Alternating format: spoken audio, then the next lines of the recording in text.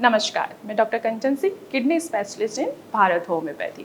आज के इस वीडियो में मैं आप सभी से बात करने वाली हूँ कि कैसे एक किडनी फेलियर का पेशेंट बेकिंग सोडा की मदद से अपनी किडनी को बचा सकता है। किडनी फेलियर पेशेंट का सबसे चिंताजनक वाली बात क्या होती है? उनका बढ़ता हुआ क्रेटिनिन का लेवल। जब भी वो टेस्ट कराते हैं तो वो देखते हैं कि उनका पिछले महीने का जो क्रेटिनिन का लेवल था वो 3 था और इस महीने क्रेटिनिन का लेवल 4 हो गया है। आखिर ऐसा क्या हो जाता है उनके बॉडी में, ऐसी क्या चीज़ वो उनसे मिस होता है जिसकी वजह से क्रेटिनिन का लेवल बढ़ जाता है? प्रॉपर मेडिसिन लेने के बाद, प्रॉपर डाइट फॉलो करने के बाद भी आखिर क्रेटिनिन का लेवल जहाँ पिछले महीने कम था वो इस महीने बढ़ कैसे गया? तो क्या बेकिंग सोडा की मदद से हम किडनी को बचा सकते हैं या नहीं बचा सकते हैं? तो चलिए आज इसी टॉपिक पे बात करते हैं। तो सबसे पहले समझना है कि आखिर बेकिंग सोडा कैसे काम करता है। तो आइए सबसे पहले हम समझते हैं मेटाबॉलिक एसिडोसिस के बारे में। मेटाबॉलिक एसिडोसिस यह एक ऐसी कंडीशन है जिसमें हमारे ब्लड का पीएच बढ़ जाता है, यानी कि ब्लड में एसिड की मात्रा बढ़ जाती है।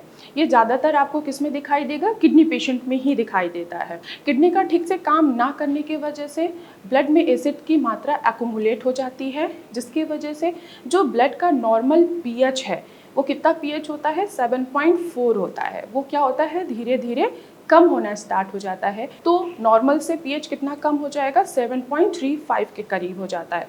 अब ये ऐसा क्यों हो रहा है? क्योंकि किडनी ठीक से काम नहीं कर पा रही है और एसिड की मात्रा को वो इकट्ठा करे जा रही है अपने अंदर। कैसे इसकी जांच करेंगे कि हमारे शरीर में मेटाबॉलिक एसिडोसिस बढ़ रहा है कि कम हो रहा है? तो हमें डायग्नोज करने के लिए हम सीरम बाइकार्बोनेट का टेस्ट कराते हैं। सीरम बाइकार्बोनेट का जो एग्जैक्ट वैल्यू होता है, जो नॉर्मल वैल्यू होता है, वो 21 से 18 के करीब होता है।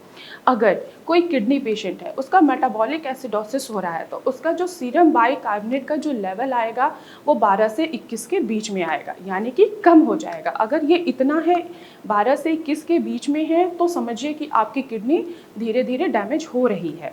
अगर वही सीरम बाइकार्बोनेट का टेस्ट आप करा रहे हैं और उसका लेवल 12 से कम है, इसका मतलब है किडनी डैमेज हो चुकी है, यानी कि किडनी के अंदर जो मेटाबॉलिक एसिडोसिस है वो काफ़ी हद तक बढ़ चुका है, जिसकी वजह से किडनी और भी प्रॉपर तरीके से फिल्टर नहीं कर पा रही है, एसिड की मात्रा बढ़ रही है।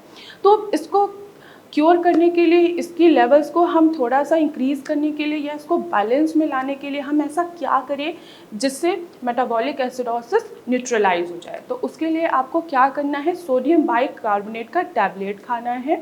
ये आप अपने मेडिकेशन के साथ ले सकते हैं और इसका कोई भी साइड इफ़ेक्ट नहीं होता है। सोडियम बाइकार्बोनेट एक तरीके का सोडा ही है जो कि आपके खाने पीने की चीज़ों में भी मिलाया जाता है। इनो में भी सोडा मिलाया जाता है, लेकिन इनो में सोडा के साथ साथ सिट्रिक एसिड भी मिलाया जाता है।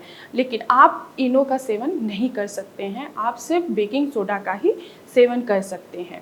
अब इसका क्या प्रोसेस है? सोडियम बाइकार्बोनेट क्या करता है? सोडियम बाइकार्बोनेट आपके ब्लड में मिले हुए एसिड की मात्रा को न्यूट्रलाइज कर देता है। अगर आप half of pinch baking soda का भी सेवन करते हैं तो एसिड की मात्रा ये न्यूट्रलाइज कर देगा और मेटाबॉलिक एसिडोसिस को वहीं पे स्टॉप कर देगा। क्यों? क्योंकि किडनी प्रॉपर तरीके से काम नहीं कर पा रही है। मेटाबॉलिज्म जो हो रहा है, जो एसिड की मात्रा आपकी बॉडी में बढ़ रही है, उसको वो किडनी यूरिन के थ्रू बाहर नहीं निकल पा रही है।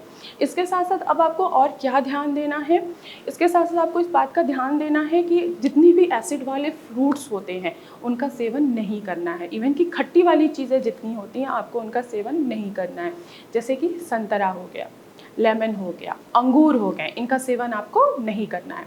अगर आप इनका सेवन करते हैं तो आपके ब्लड में खटास की मात्रा क्या होगी? बढ़ती चली जाएगी या एकदम से कम होती चली जाएगी, जिसके वजह से क्या होगा? आपकी किडनी और भी ज़्यादा फेल हो सकती है और भी ज़्यादा डैमेज हो सकती है। इसके अलावा आपको एक और ख़ास बात का ध्यान रखना है कि जो आप मेडिसिन ले रहे हैं उन मेडिसिन के साथ आप सोडियम बाइकार्बोनेट के टैबलेट्स खा सकते हैं। तो आप ऐसी कंडीशन से बचना चाहते हैं तो आप बेकिंग सोडा का इस्तेमाल कर सकते हैं।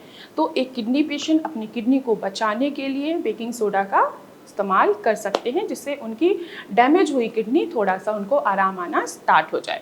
तो मैं आशा करती हूँ कि आप लोगों को समझ में आया होगा कि बेकिंग सोडा की मदद से हम अपनी किडनी को डैमेज होने से कैसे बचा सकते हैं। तो आज की वीडियो में बस इतना ही, फिर मैं मिलूँगी नेक्स्ट वीडियो में। तब तक के लिए धन्यवाद।